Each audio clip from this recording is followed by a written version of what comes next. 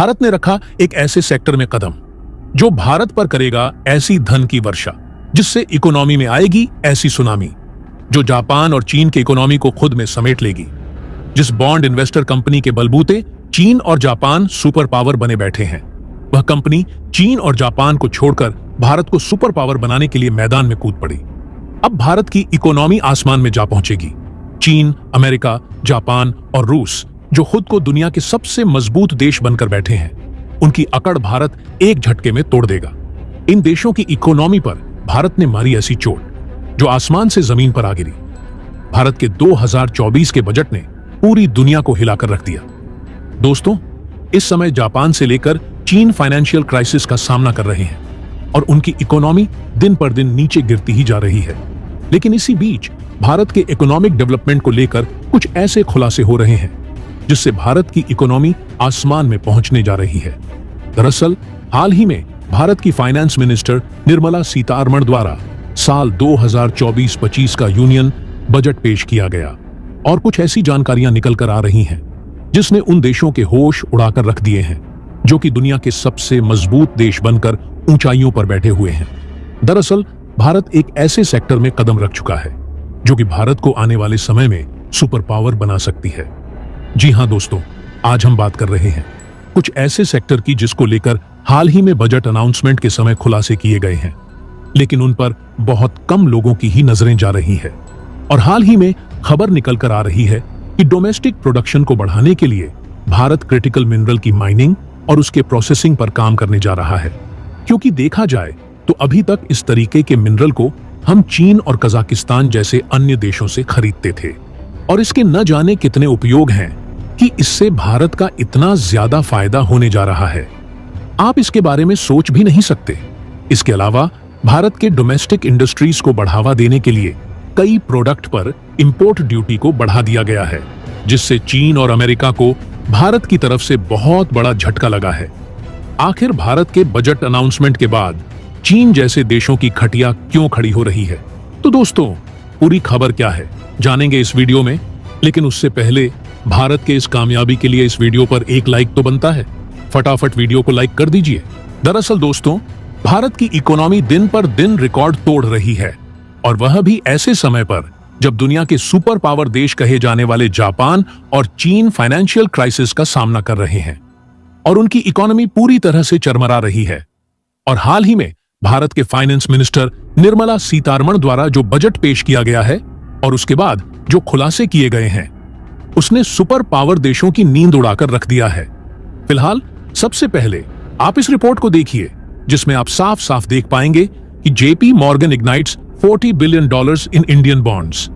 मतलब साफ है कि जेपी मॉर्गन जो दुनिया की सबसे बड़ी बॉन्ड इन्वेस्टर कंपनी है,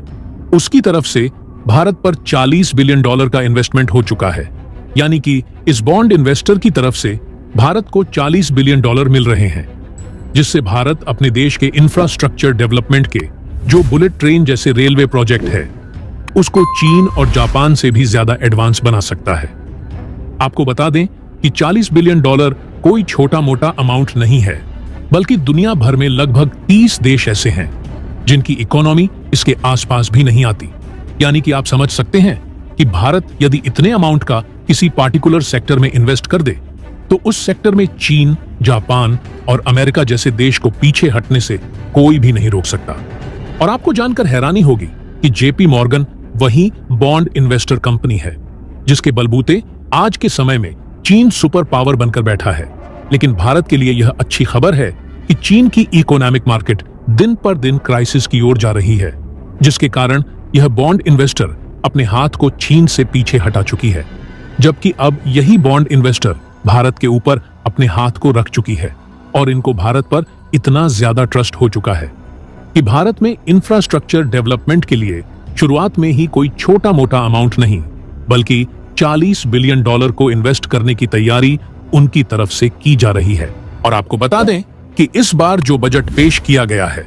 उसके मुताबिक भारत में ज्यादातर इन्वेस्टमेंट इंफ्रास्ट्रक्चर डेवलपमेंट के लिए रेलवे सेक्टर, रिन्यूएबल एनर्जी और डिजिटल कनेक्टिविटी के तहत गांव के कोने कोने तक 4G और 5G सर्विस को जल्द से जल्द प्रोवाइड कराया जाएगा। और खास बात यह है कि इसमें भारत की आत्मनिर्भरता को बढ़ावा दिए जाने के लिए अधिकतर प्रोजेक्ट के कॉन्ट्रैक्ट भारत की कंपनियों को ही मिलने जा रहे हैं और इसी बीच कई इन्वेस्टर ऐसे हैं जो भारी भरकम मात्रा में प्रॉफिट जनरेट करेंगे। और दूसरी सबसे बड़ी बात यह है कि इंडेक्स इन्वेस्टर चीन की तिजोरी से पैसा निकालना शुरू कर चुकी है, क्योंकि जब चीन में क्राइसिस देखने को मिल रहा है तो इस इंडेक्स ने चीन के ऊपर से हाथ खींच लिया है और भारत की तिजोरी में पैसा डालना शुरू कर दिया है। वैसे तो यह खबर बजट अनाउंसमेंट के पहले निकल कर आई थी, लेकिन यह बजट के नजरिए से बेहद ही इंपॉर्टेंट है। इसके अलावा अगर आप इस रिपोर्ट को देखें तो इसका अनाउंसमेंट बजट के दौरान किया गया कि भारत की इकोनॉमी को नई रफ्तार देने के लिए इलेक्ट्रिसिटी और पावर जनरेशन पर काफी ज्यादा ध्यान दिया जाएगा, क्योंकि देखा जाए तो भारत धीरे धीरे या कहें कि मजबूती के साथ इलेक्ट्रिक कंपोनेंट एक्सपोर्ट के मामले में भी अपनी पहचान बना रहा है। यहां तक कि भारत के द्वारा कई देशों में इलेक्ट्रिक कंपोनेंट और इलेक्ट्रॉनिक डिवाइस का एक्सपोर्ट भी भारी भरकम मात्रा में किया जा रहा है। लेकिन लगभग सभी इलेक्ट्रॉनिक कंपोनेंट और डिवाइसेस को बनाने में सेमीकंडक्टर का उपयोग होता है और यह सेमीकंडक्टर जिन क्रिटिकल मिनरल्स और रेयर अर्थ मेटल्स से बनाए जाते हैं उसकी माइनिंग भारत में बहुत ही कम मात्रा में हो पाती है, जिसके कारण हमें क्रिटिकल मिनरल्स को ज्यादातर चीन और कजाकिस्तान जैसे देशों से खरीदना पड़ता है, जिससे भारत के इलेक्ट्रॉनिक कंपोनेंट और इलेक्ट्रॉनिक डिवाइस चीन की अपेक्षा महंगी हो जाती है और ग्लोबल मार्केट में कॉम्पिटिटिव प्राइस के चलते ही भारत को पीछे हटना पड़ता है, जबकि चीन में खुद क्रिटिकल मिनरल पाए जाते हैं, जिससे वह लो कॉस्ट में इलेक्ट्रॉनिक डिवाइस प्रोड्यूस करता है और आज के समय में दुनिया का सबसे बड़ा इलेक्ट्रॉनिक एक्सपोर्ट करने वाला देश बन चुका है। फिलहाल भारत ने चीन को इस सेक्टर में पीछे करने के लिए इस बार के बजट में क्रिटिकल मिनरल्स को लेकर बहुत बड़ा अनाउंसमेंट किया है और कहा गया है कि जो क्रिटिकल मिनरल्स के भंडार भारत में मिले हैं उसकी माइनिंग के लिए सरकार खुद मैदान में उतरने जा रही है, जिससे अब चीन को इलेक्ट्रॉनिक सेक्टर में कड़ी टक्कर मिलने वाली है। बाकी आप लोगों को क्या लगता है कि भारत ने इस बार जिस तरीके का बजट प्लान बनाया है इससे भारत ग्लोबल मार्केट में आगे बढ़ पाएगा या नहीं? अपनी राय कमेंट बॉक्स में जरूर बताइएगा।